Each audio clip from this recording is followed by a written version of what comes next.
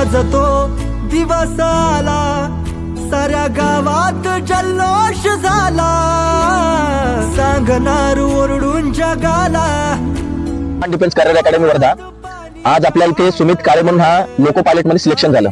तो आपल्याकडे 2 वर्षापूर्वी आला होता. बार्टी आणि टार्टीच्या या ग्रुपमध्ये तो आला होता.